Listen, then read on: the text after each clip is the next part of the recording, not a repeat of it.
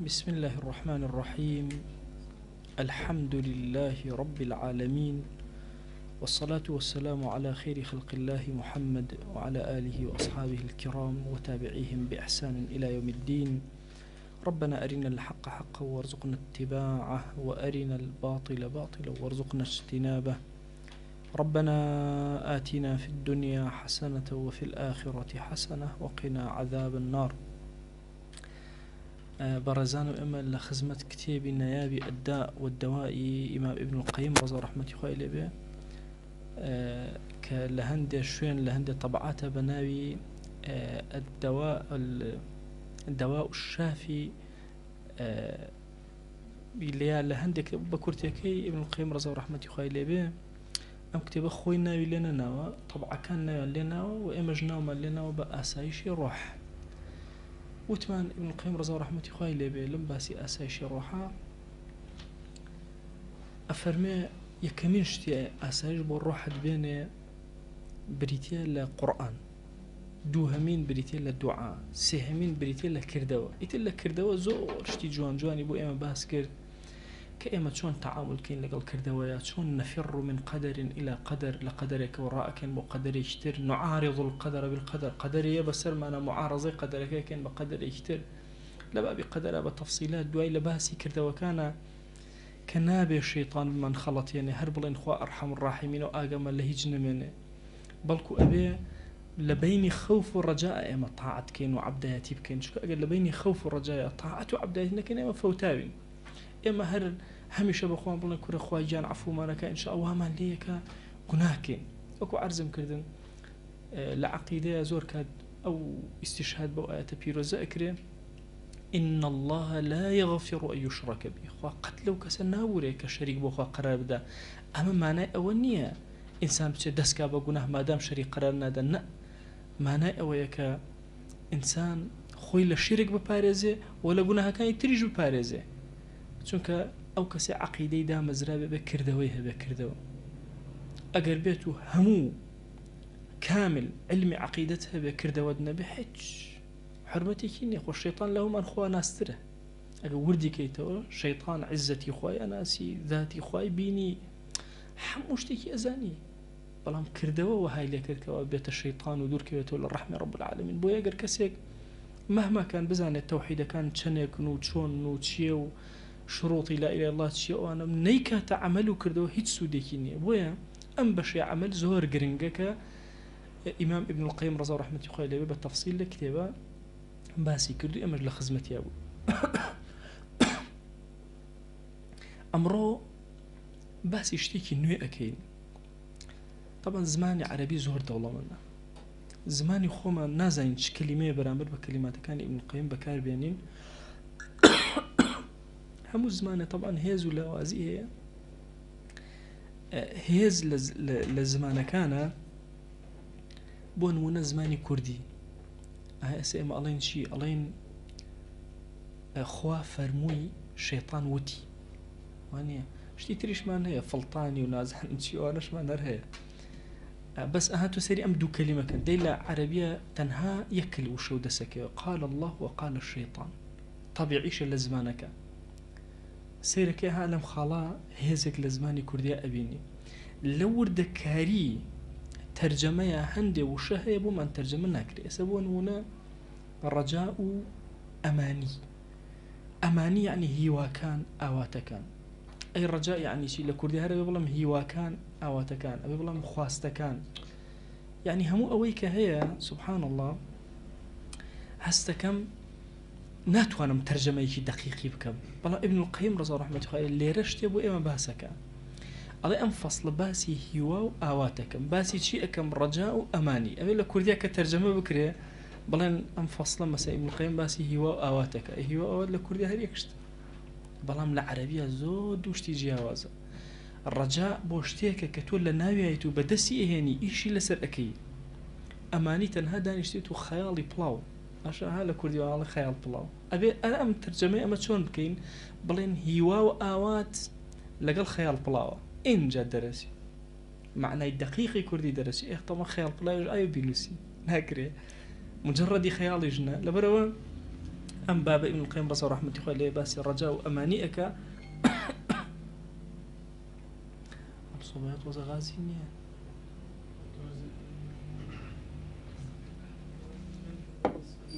يان من نخوش يا توزا غازي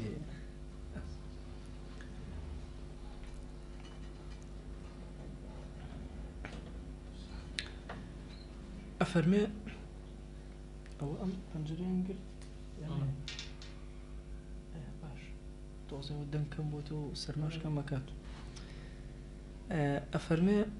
ومما ينبغي أن من رجا شيئا استلزم رجاؤه ثلاثة أمور لباس الرجاء كمان بوكا هواكا آواتك أفرمي أو كسيك رجاي بوشتيك هبي أبي سيشت تيا الرنگ باتو إنجا رجاي هي آواتي هي هواي هي يكميان محبة ما يرجو أو شتيك أيوة زوري خوش بي خالي يكم دوام خوفه من فواته بترسي لو الدسي درشي سهم سعيه في تحصيله بحسب الإمكان بأن دهزي توانا أخوي هو البابا دسي بيني إنجا الرجاي هي سيركي كسيك الرجاي هي كا بابلين شهاديك بدز بيني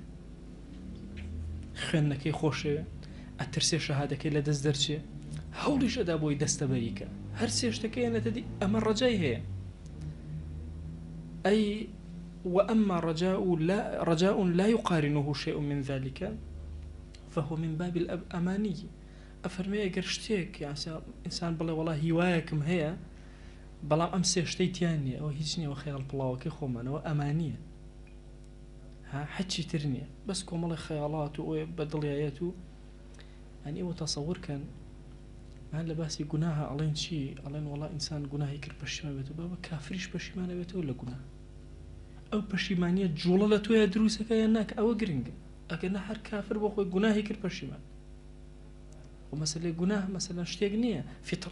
بيتواني فطرتي إنسانية رك طبيعي إنسانة بعكسي أو يني قناه وأبي بويا أفرمي شيء أفرمي كاك أو لبابي أماني أجر أمسي شتيتيانا به والرجاء شيء والأماني شيء آخر العربية كاك أماني شتيك خيال بلاوي والرجاء شتيك وهوا شتيك فكل راج خائف أو كسيك الرجاء به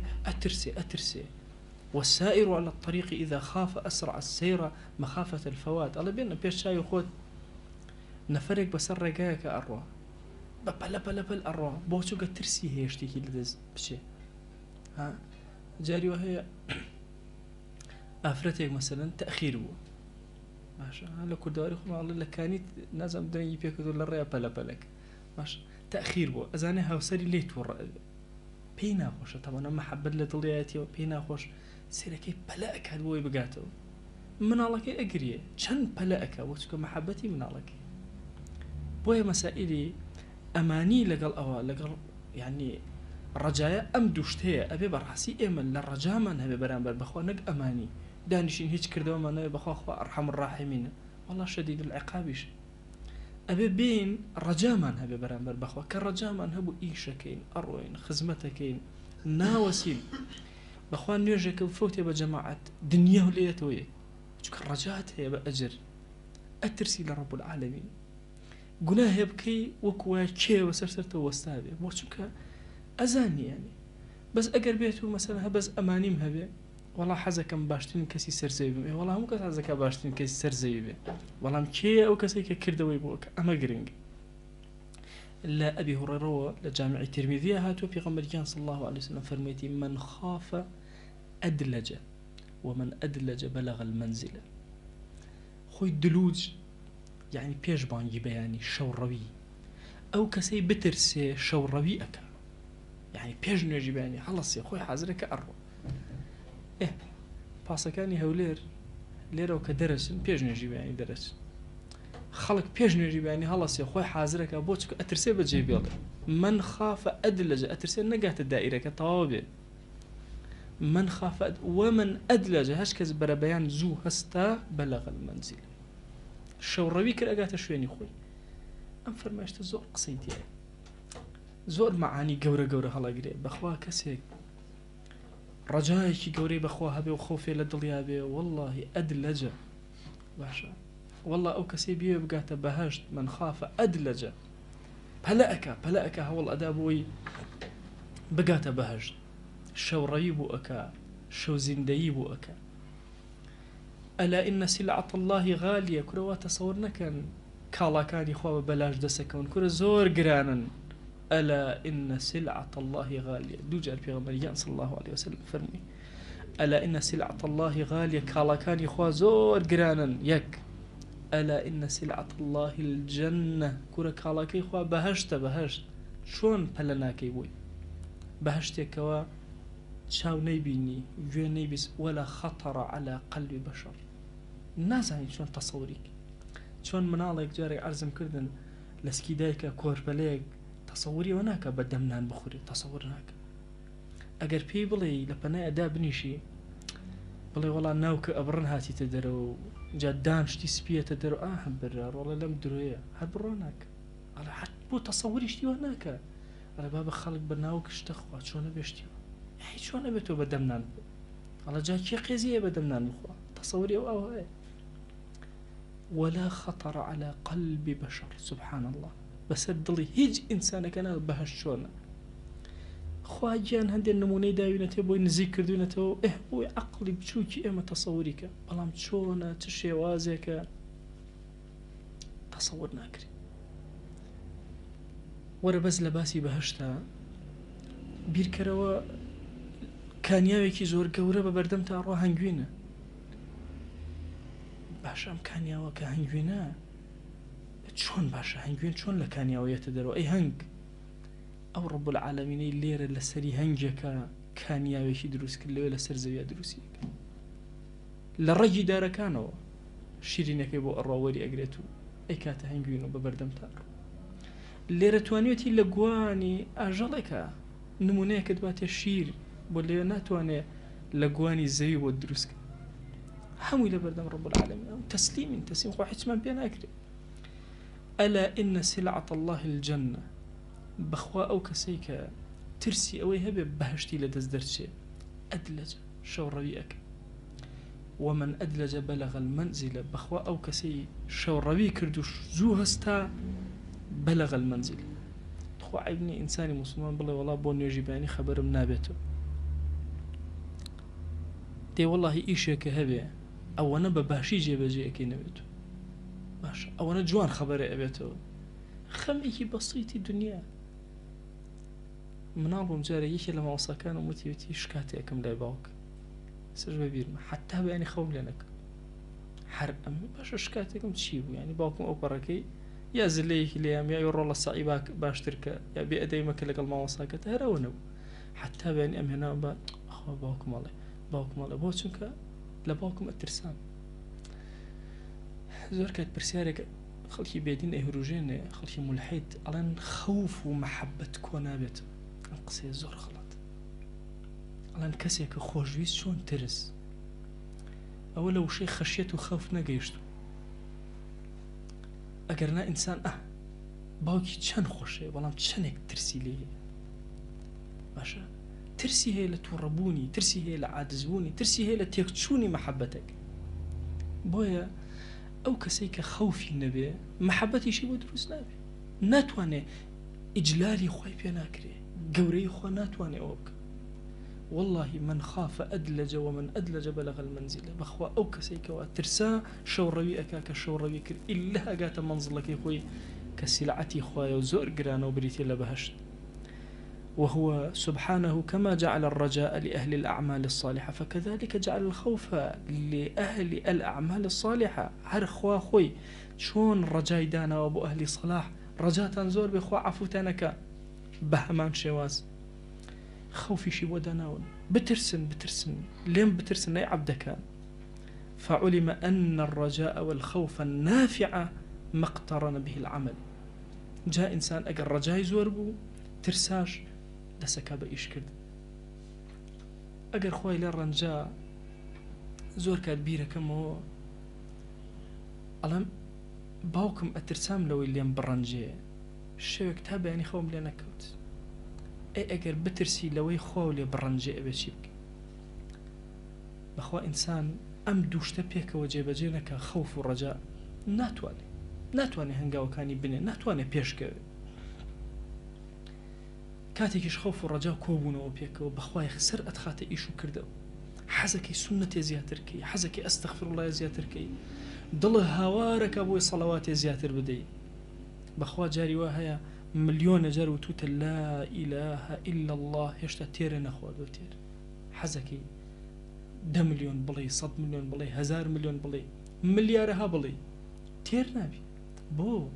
چونکە خەوف و ڕەجا هەردووکیان پێکەوە پاڵت پێوانێن بەرەو چی، بەرەو عەمەل. بۆیە یەکێک لەو شتانەی کە عەمەلی ئێمە تەفنیشەکە بریتێ لە ڕەجا بەتەنها نابێت، ڕەجا و خەوف پێکەوە ئینجا تەواو. خوا گیان ئەفەرمێ إن الذين هم من خشية ربهم مشفقون، أو كسانيك لخشية خوا مشفقا، يعني زور بملاحظا، زور بعنايته، ماشا لقل خوا تعامل أكن أمانكين، يعني كسقونها باركان أو أسترسل نا. والذين هم بآيات ربهم يؤمنون، إيمان يعني بآيات خوا. والذين هم بربهم لا يشركون، والله شريك بخوا قرنادا أمانا. والذين يؤتون ما آتوا وقلوبهم وجلة أنهم إلى ربهم راجعون. كل أوانا هرچیان پێ بکرێ ئەیکەن، کاتێک کە جوانترین کردەوە ئەکەن دڵیان ئەلەرزێ لەبەرەوەی ئەزان ئەگەنەوە لای رب العالمين. أولئك كين أوانا باڵیان لێ داوەتەوە يسارعون في الخيرات وهم لها سابقون، بەلا ئەکەن بەلا لە خێرەکە کە دەستیان کەوێ، وهم لها سابقون. مسابقة أكن مسابقة بۆی بزان کامیان یەکەم دەرەچێ، کامیان لە پێش هەمویانەوە. ئیمامی ترمذی بۆ ڕیوایەت کردوون لە جامعە لە عائشە و ڕەزا و ڕەحمەتی خوای لێبێ، ئەڵێ پرسیارم کرد لە پێغەمبەریان صلی الله عليه وسلم، والله لەوەچێ ئەمانەی کە ئەوە وقلوبهم وجیلە، ئەمانەی إن الذين من خشية ربهم مشفقون، ئەمانە ئەوانە بن عارەقە خۆن، ئەنان ئەوانە زینا ئەکەن و دزی ئەکەن. فەرمووی فقال لا يا بنت الصديق، كتشكي صديق، كتشكي أبو بكر الصديق، أي عائش نخير وهانية، ولكنهم الذين يصومون ويصلون ويتصدقون ويخافون ألا يتقبل منهم. كل أوانا والله برجوء أبن نوێژەکان یان جێبەجێ ئەکەن، صدقە و خێر و خێرات ئەکەن، لەگەڵ ئەوەش ئەترسن کەوە لێیان قبول نەکرێ. ئەوانن يسارعون في الخيرات، بەلەیانە لە ئیشی خێری زیاتر، ئەم عمرە کەمە ئێرە ئەینا بە چوار خێری تیا کرێ. والله سبحانه وصف أهل السعادة بالإحسان مع الخوف، ووصف أهل الأشقياء بالإساءة مع الأمن. خواجان وصفي أواكردو أهل السعادة كمان إحسانا كانوا يشتاء أترسن ليان ورنجيري، أي شقيكي خرافة والله والله خوا أرحم الراحمين. أبي أم دوشته بورياي شكوي كلا في الله زور خطر كان الشيطان همو أسايش الرحمن تكذا. بوي ابن القيم أولا لسري أرو والله إنسان بشتيني اللي بكاته خوا أرحم الراحمين خوا باريزيو والله كاتي أزاني وكمارو بيجك عرزم كد لخاتي يعني أخير خالو يتوخواري خوارو أن تزل قدم بعد ثبوتها قالت الدهم زراوة كاتي زاني هلا خليسيتو أكويتو أخوة ناسي ودين دارو أو شتتيشي نامن لدى سأروع. تصور كان إنسان كلي قوما لحالة دين دارية بدس خوينية ككوت جاري وهي بيركاتو أيوة بقرتو أو ندع عارض دروز وناهلن بقرتو ناهلن أروع ويليد بهيش وازيك ناتوانا بقرتو سر عبادة كاني بيشوي دەیان کەسە بوون لە گەنجی و لاویە خاوەنی شەو نوێژێکی دوور و درێژ هەندێش دوای لێکردن هەندێک گوناه نووری شەوی کوژاننەوە دوای هەرچیان ئەکردنیان ئەتوانی هەڵسنەوە هەزاران کەسە بوون خێرخوازی زۆر گەورە بوون بەڵام دواتر جورئەتی ئەویان نەئەکرد فلسێ بکەینە خەیر کەوتن ئەن تەزیل قەدەم بعد ثبوتها ئەبێ ئینسان لەوە بترسێ یەکێ لە پیاوچاکان هەتا بەیانی گریا فەرموویان بۆچی ئەگری ئەوەنە گوناه کردووە فەرمووی کورە الذنوب ئەهوەن کورە گوناه هەر زۆر زۆر کەمە هیچ نییە بەس تەنها لە عاقبەتی خراپ بترس خوا بۆ خاتی گەوری خۆی عاقبەتمان باش کرد ئەصحاب ڕەزا و ڕەحمەتی خۆیان لێبێت چۆن ئەصحاب باشترین چاکترین خەڵکێک کە ئەیانەوە خزمەتکاری بکەن ئەبا بچینە خزمەتیان ئەوان چۆن بوون چۆن خەوفیان هەبوو والله ئەحواڵی سەحابە وەکو ئیبن قەییم ئەفەرمێ کە ئەنواری و سەیرەکەی ئەو پەڕی کردەوەیان جێبەجێ ئەکرد بەڵام ئەو پەڕی ترسانیشیان هەبوو ئێمە هەمومان تەقسیرێکی زۆر گەورەمان هەیە لەو لاشەوە ئەڵێن بەخوا ئەمن و ئەمانی خوا زۆر گەورەی بەڵام سەیری ئەوان کە سەیری ئەو بەکری سیدیق کە ئەفەرمێ وەدیدت ئەنی شعرة باشە في جنب عبد مؤمن زۆر هیواخوازم حەزەکەم تاڵەمویە بم بە لاشەی کەسێکی ئیماندارەوە چونکە ئەم کەسە ئیماندارە عەبدایەتی ئەکا خواناسی ئەکا دینداری ئەکا باشە تەمەنا ئەکەم یەکێ بم لەوانە یعنی تاڵەمویە بم حاڵەتێک هەیە سبحان الله بڕواکەن ئینسان خۆی هەرجێرە هەستی پێ ناکە ئەو کاتی کە تۆ عەبدایەتی خۆی گەورە ئەکەی وا تەسەوڕەکەی بە تەنهایی واللهی لاشت لەگەڵ تا منسەجیمە عەبدایەتی ئەکە بەخوا لە پەنای دارێکە کە عەبدایەتی ئەکەی ئەو داراوە ئەگەشێتەوە بەخوا لە ماڵێکتا لە ژوورێکتا کە دائەنیشیت و ذیکر و یەدی خوا ئەکەی بەخوا دەرگا و دیواری هەر هەمووی ئەگەشێتەوە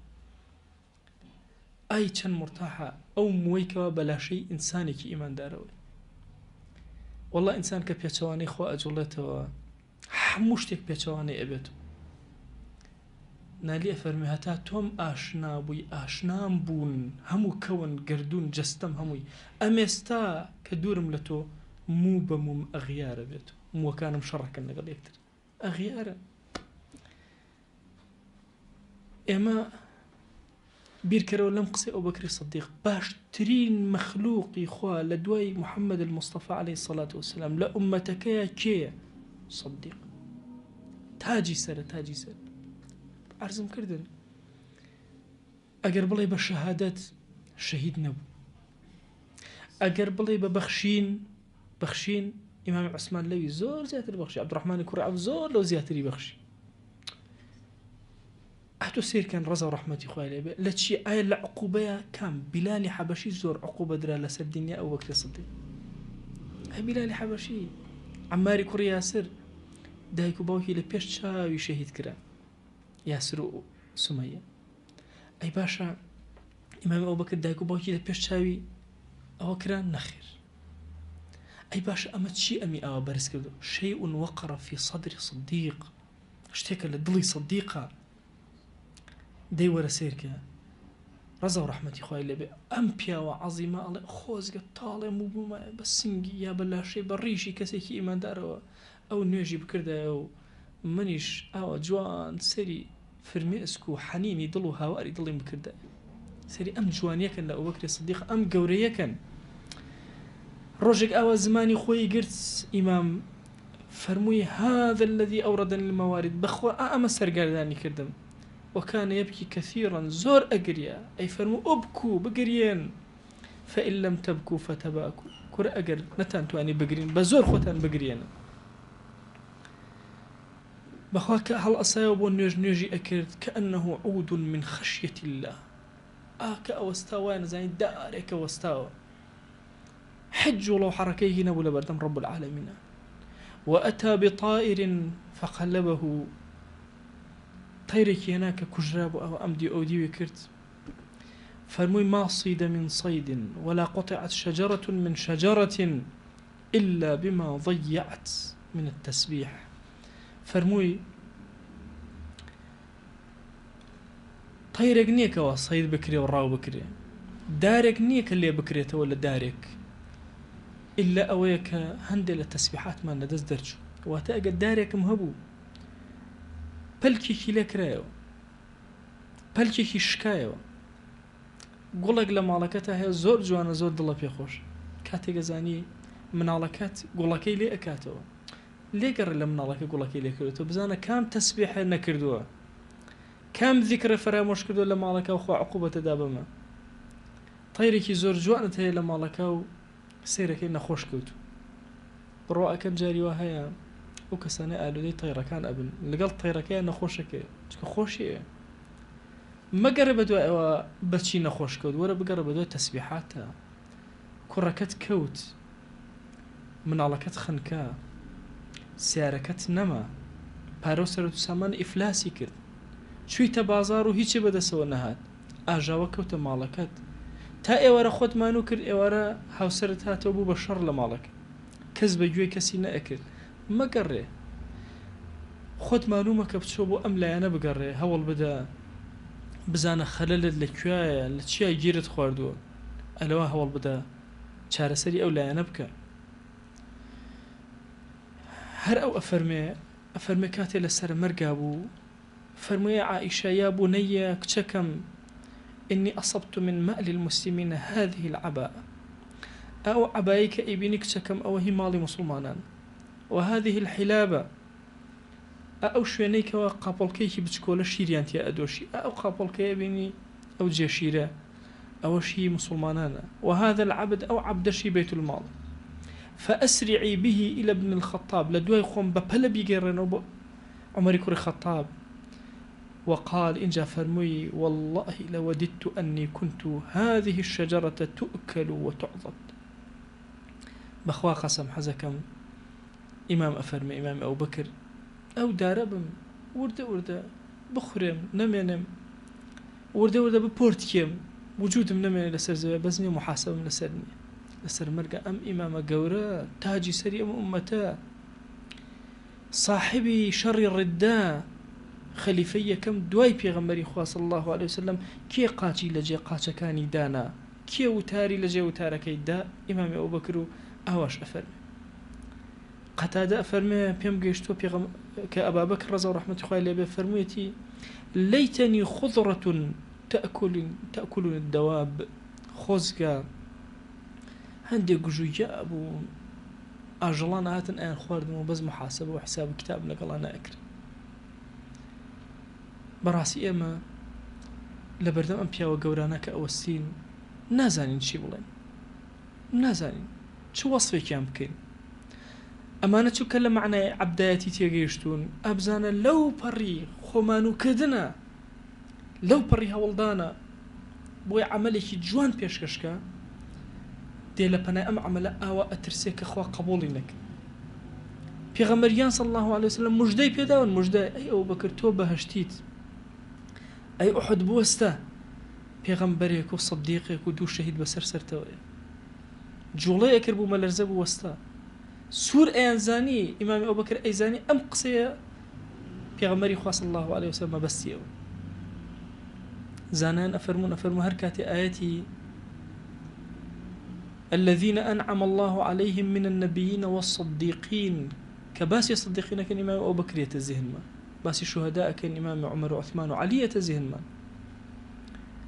كاتي عليه اهدنا الصراط المستقيم خويا بمخر سر رقي أو عني ها أنعمت عليهم نعمتي بسرا باراندون كين نعمتي بسرا إمام أبو بكر يتزين إمام عمر يتزين إمام عثمان وإمام علي يتزين رضا ورحمة خوالي بسريانا داب باري دەی لەگەڵ ئەوە شەوان ئەبە و شێوازە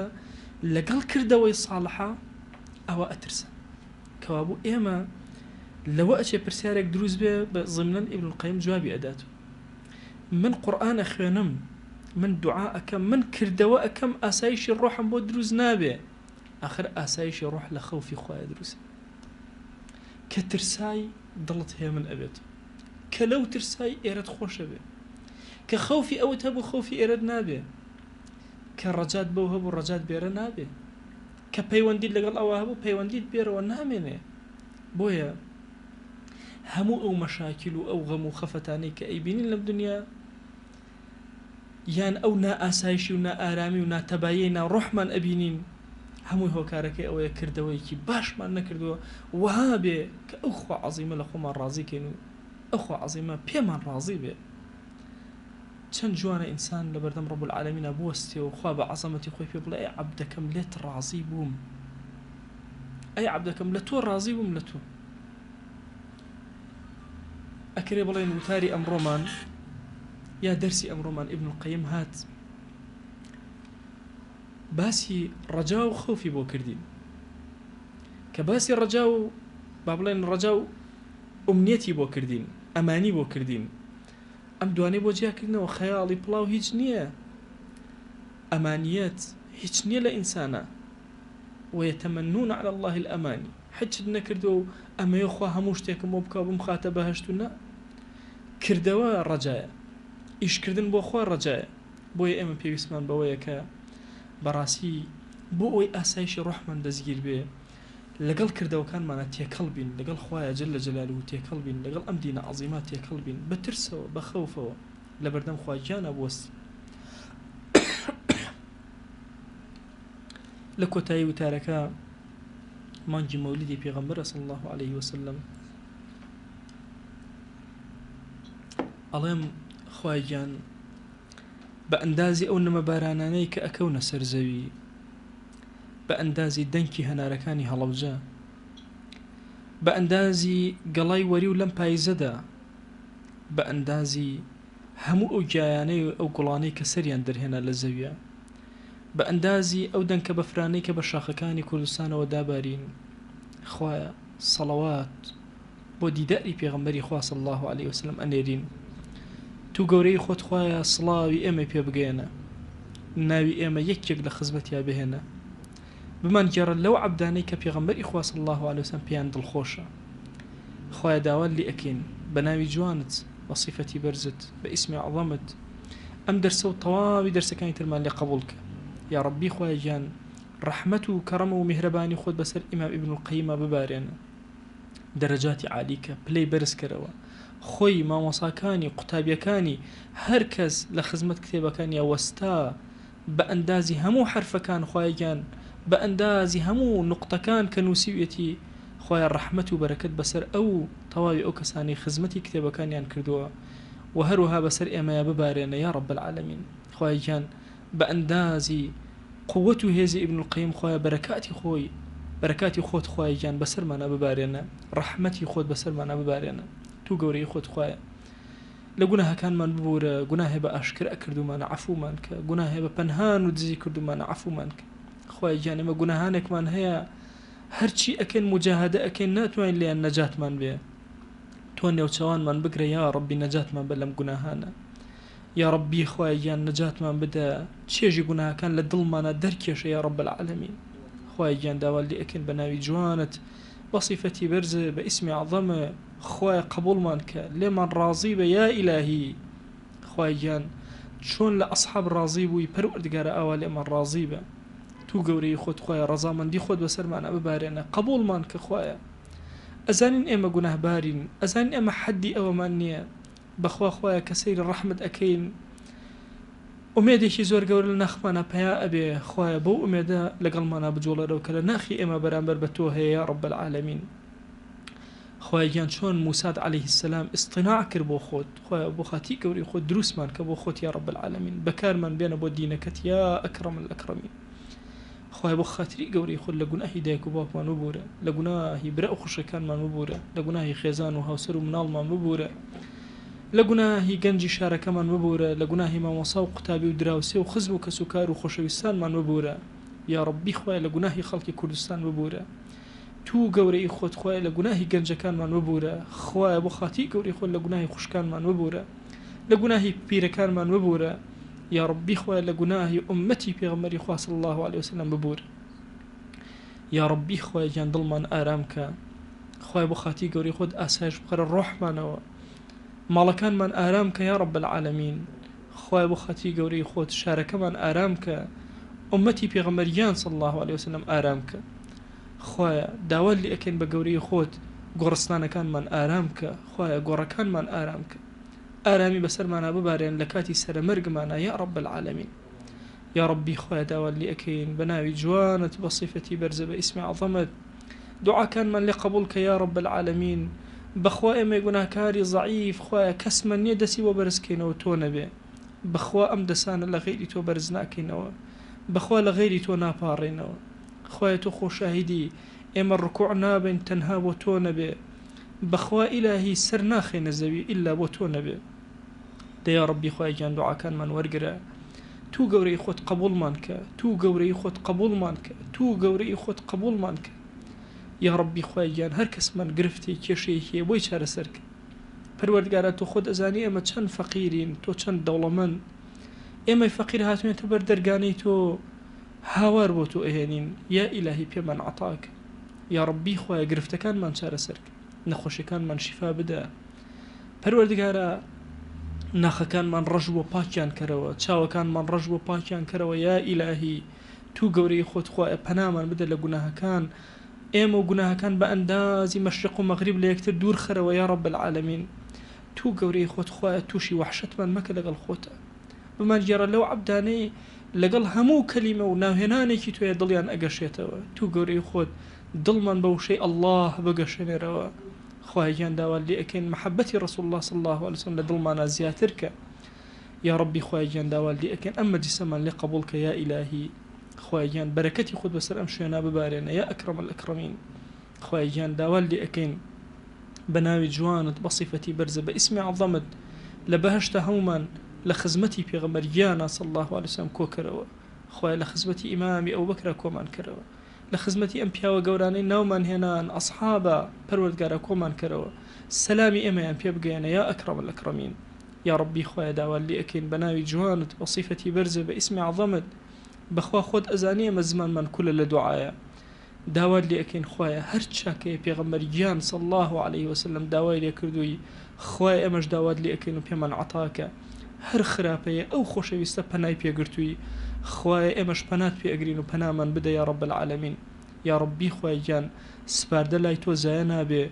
وا خۆمان خێزان و ماڵ و مناڵمان خزم و کەس و کارمان دایک و باوکمان مامۆسا و قوتابیمان ئەهلی شارەکەمان پەروەردگارە دراوسێکانمان خۆشەویستانمان هەر هەمووی سپاردە کرد بە تۆ یا ڕەب العالەمین خوای ئیمانمان بپارێزە خوای ئیمانمان بپارێزە خوای ئیمانمان بپارێزە آمين آمين والحمد لله رب العالمين وصلى الله على سيدنا محمد وعلى آله وصحبه وسلم تسليما كثيرا أبدا إلى يوم الدين ويقول لقناهي من شيء وجبوره ويقول لمن خبلك